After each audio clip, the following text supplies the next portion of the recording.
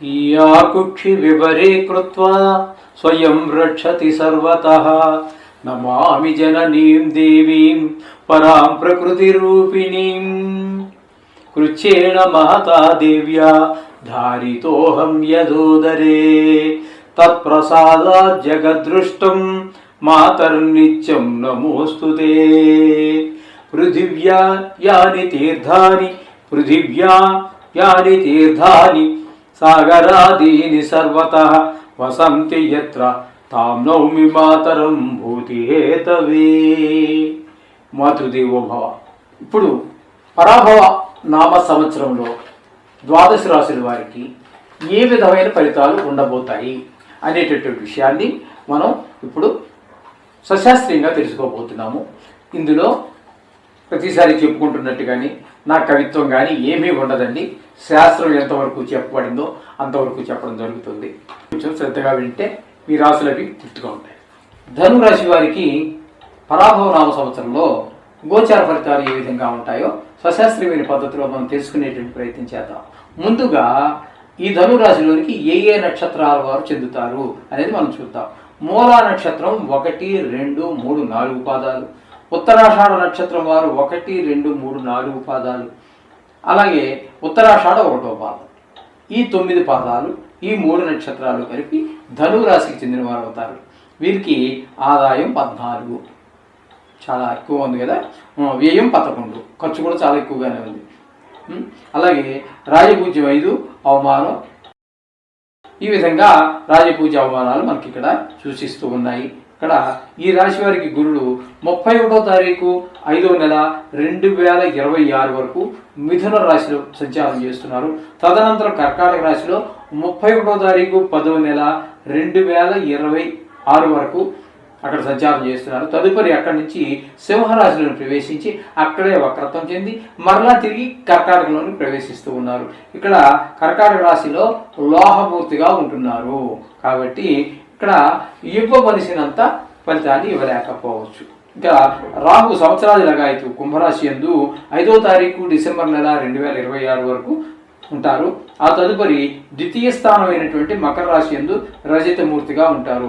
ద్వితీయ స్థానంలో నిజానికి మరి రాహు అంత అనుకూలమైన ఫలితాలు ఇవ్వరు, కానీ అంత చెడ్డ ఫలితాలు కూడా ఇవ్వరు, ఎందుకంటే రజతమూర్తిగా ఉన్నారు కాబట్టి. అలాగే కేతువు సంవత్సరాది లగ్గాయితు సింహరాశి యందు అంటే 5వ తారీఖు డిసెంబర్ నెల 2026 లగాయితు ఉంటారు. అష్టమ స్థానం. తదుపరి కర్కాటక రాశిలోనికి లోహమూర్తిగాను సంచారం చేస్తూ ఉన్నారు. ఈ రాశి వారికి అనుభవమునకు కష్టఫలముగా ఉండును. మొత్తంగా చెప్పాలంటే ధనురాశి వారికి కొంచెం ఇబ్బందికరమైనటువంటి పరిస్థితే కనబడుతూ ఉన్నది. రుణ బాధలు, అపనిందలు, శోభయం, నమ్మిన వారి వల్ల దగాలు, ఇట్లాంటివి మోసపోవడం జరిగేటంతా ఉన్నది. ఇంకా ఒక్కొక్కరి గురించి మనం చెప్పుకుందాము. ఇక్కడ విద్యార్థులను కనుక చూసుకున్నట్టయితే వీరి విద్య యందు ఆసక్తి తక్కువగా ఉంటుంది. అలాగే శ్రద్ధగా చదివితే కానీ పాస్ అవ్వడం కష్టం. ర్యాంకుల గురించి ఆలోచించాల్సిన పని లేదు. ఉద్యోగస్తులకి బాధ్యతలు ఎక్కువైపోతాయి, పని ఒత్తిడి ఎక్కువ అవుతుంది. ఇష్టం లేనటువంటి ప్రదేశాలకి ట్రాన్స్ఫర్స్ కూడా అయ్యేటువంటి అవకాశం ఉన్నది. ప్రైవేట్ సంస్థలో పనిచేసే వారికి అయితే తరచూ మార్పులు జరిగే అవకాశం కూడా మనకి కనిపిస్తూ ఉన్నది.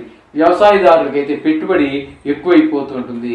పంట చేతికి వచ్చే సమయానికి ఆటంకాలు, అంటే వర్షాలు వచ్చి ఇబ్బంది పెట్టడము, లేకపోతే పంట మునిగిపోవటము, లేదా పురుగు పుట్ర ఎక్కువ వచ్చి ఆ పంట నష్టం జరగడము, ఏదో జరిగి ఆదాయం తగ్గేటటువంటి అవకాశం ఉంది. తద్వారా వీరు రుణ బాధల్లో పడవలసి వస్తూ ఉంటుంది. ఈ విధమైన ఫలితాలన్నీ కూడా ధనురాశి వారికి కనబడుతూ ఉన్నాయి. ఇక చెప్పాలి అన్నట్టయితే వ్యాపారస్తులకి వారికి పెట్టుబడుల వల్ల నష్టం వస్తూ ఉంటుంది. భారీగా పెట్టుబడి పెట్టేసి వాటిని సరికొత్త కొని ఎక్కడో డబ్బు చేసేస్తారు, రేటు పెరిగే అమ్ముకుందామని. ఈ ఆలోచనతోటి వారు తప్పుడు నిర్ణయం తీసుకోవటం వల్ల నమ్మక ద్రోహం కలుగుతూ ఉంటుంది. రేటు పడిపోవటం ద్వారా వారు కొంచెం ఊహించినటువంటి పరిణామాలు ఎదుర్కోవాల్సి వస్తుంది వ్యాపారస్తులు. ఇక కళాకారులు కనుక తీసుకున్నట్టయితే వీరికి కూడా కొత్త అవకాశాలు వచ్చినా నిలదొక్కుకోవడం కష్టం అవుతుంటుంది. సినిమా రంగంలో వారు కానివ్వండి, టీవీ రంగంలో వారు కానీ కొత్తగా వచ్చిన వారికి కొంచెం కష్టం అవుతుంది. ఈ రాశి వారికి, ధనుసు రాశి వారికి ఈ విధమైనటువంటి పరిస్థితి అంతా కనబడుతుంది. రాజకీయ నాయకులకి ఎప్పటికప్పుడు కొత్త సమస్యలు రాజకీయంలో ఉన్న వారికి కొత్త సమస్యలు ఎదురవుతూ ఉంటాయి.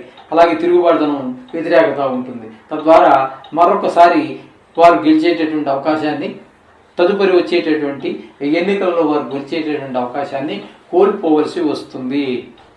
ఈ రాశి స్త్రీలకు అయినట్టయితే పరిస్థితుల్లో మార్పులు బాగానే కనిపిస్తాయి.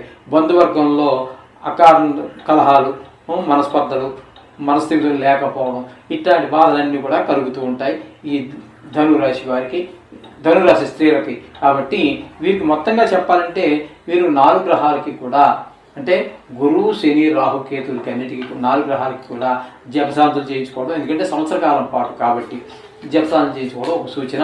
లేదు ఆర్థిక పరిస్థితి అంతగా లేదు అంటే మీరు ఒక 41 రోజులు నవగ్రహాల చుట్టూ తిరగడం కానీ, లేదా ఇంటి దగ్గర ఆ కూర్చుని దేవుడి ముందు కూర్చొని చదువుకోవడం కానీ చేయండి. ఆ మంత్రాలు కూడా కావాలంటే నవగ్రహ యంత్రం మా దగ్గర లభిస్తుంటే పూజ చేసి మీ గోత్రనామాలతో చేసి పంపిస్తాము. అది ఒకటి మీరు చెప్పించుకొని మీ ఎక్కడికి రోజు మనం గుడికి వెళ్ళలేకపోవచ్చు. కాబట్టి మనం దేవుడి గుట్లను పెట్టుకునే దాన్ని మేము చెప్పినటువంటి మంత్రాలని మీరు అక్కడ చదువుకోండి. మంచి శుభఫలితమైన ఫలితాలు వస్తాయి, అందులో సందేహం లేదు.